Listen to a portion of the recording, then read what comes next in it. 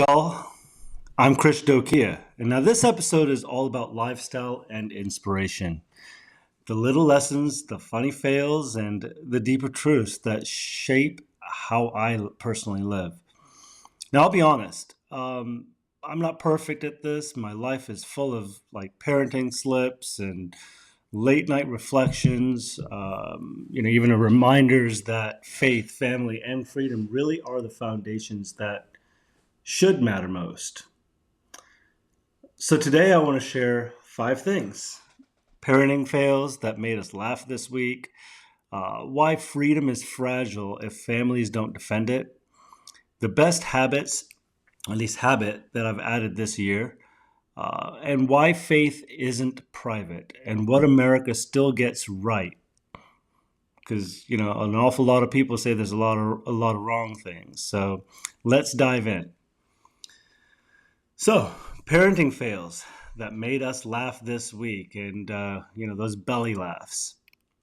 Now, parenting keeps me humble, and should probably keep you humble if you're a parent. Because just when you think you've got it figured out, your kids, man, they'll remind you that you don't have anything figured out at all. This week, we had one of those classic moments, or at least I did. And so my wife takes my son to school each morning because she teaches at the school that my son goes to. And I try to help out where I can. So I told my son to get ready for school. And about 10 minutes later, he comes back downstairs. And mind you, he was half asleep. He would much rather had slept in. And he comes down the stairs in full golf gear. I mean, his polo was tucked in, glove in his pocket. He had his hat on. It was kind of fun to look at, except he was going to school. So he looks at me dead serious and says, "Dad, I thought you meant golf school," which we typically do on Friday afternoons. So I have no idea why he thought is what I said. But now part of me wanted to be frustrated. I knew my wife was already going to be running late. And honestly, I just laughed because I realized he wasn't wrong. I'm always talking about golf. We're always practicing golf or watching golf. Of course, in his head, school and golf just kind of blurred together, and he was half asleep. So, we scrambled, changed his clothes. He still got him ready, combed his hair, barely. But here's the thing: those moments, the ones that we feel like humongous fails in the moment, they end up being the funniest stories later, right? Um, Parenting fails aren't really failures; they're memory makers. And sometimes the laughter does more for our family than, a perfectly planned morning ever could. Because are you going to remember all the perfect ones? Probably not. So, my second piece I wanted to talk about is why freedom is fragile if families don't defend it. Now, this is going to be a little bit more serious. I wanted to come up with some lighthearted number one, but number two is, look, here's the shift. That same family laughter reminds me why freedom matters. Okay. Because freedom isn't just about politics or laws. It's about what happens around our dinner tables, in our living rooms, on mornings when kids accidentally get dressed up for golf instead of school. All right. So it's there's a saying, if I'm and hopefully I don't butcher this completely, but freedom is only one generation away from extinction. I've heard it on television, in the news, in the media outlets, on other podcasts. It's, if we don't teach our kids gratitude for freedom, respect for others, and courage to stand for truth, we risk losing it all. Okay. And here's a sobering fact: surveys, I don't know where this, I've seen a couple of surveys out there, but surveys show fewer than 30% of young adults today believe living in a democracy is very important. And that's problematic. That's hard to digest, right? Families, and you've heard, politicians talk about it, but families are the front line of freedom. Not Washington, not Hollywood, not social media. Families, if parents don't instill those values at home, the culture outside will fill that gap.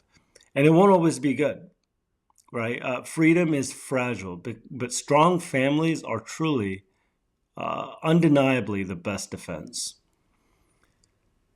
So moving on, let's talk about habits. We all have a lot of habits, and one that I have added to my life just this year as part of my New Year's resolution, right, was at the start of the year, I set myself a challenge to read one book a week. And I'm proud to say that at this point, I just finished up my 39th book this year, and we're wrapping up week 38 of the year. So I'm kind of one ahead. So maybe I could take a week off, but I want to read more than one book a week this year.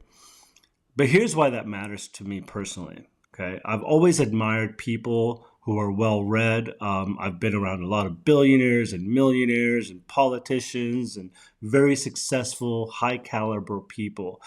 And even the people around me who seem to always have the right story, the right examples, the right perspectives to bring into a conversation, and those folks are pretty well read. And maybe I'll never be as articulate as them, right?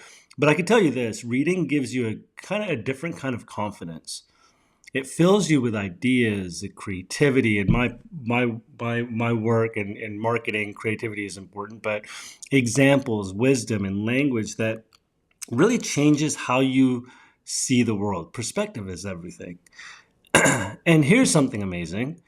You know, the reading has kind of helped my kids read as well. It's contagious in my family. We have a space in our home dedicated to books and reading, and often I'll be sitting there with a cup of coffee, with a book in my hands, and before long, my 7-year-old and my 3-year-old will kind of wander in with their little books, and they'll kind of join me. Sometimes they'll interrupt me and ask me to read to them, but it's beautiful. It's a beautiful interaction. That's the real win, right? Because more than the number of books I've read, it's the culture of curiosity that I'm helping to create in our home. Because there's a lot of good things that can be read and should be read. I just finished up a couple of books. I'm not going to tell you which. I probably have a whole episode about it. But so it's not just shaping me reading. But it's shaping my family too. Okay. So not lastly, number 4, faith isn't private. It shapes my public life. And now a lot of people are going to cringe and now that I'm talking about this, but let's talk about faith. Okay. A lot of people today say faith should be private. And I don't believe that. I just don't. I grew up in the UK, and I was born and raised a Hindu, and I went to school in a public school setting, and we prayed, and I thought that was beautiful. Faith isn't something I keep tucked away today.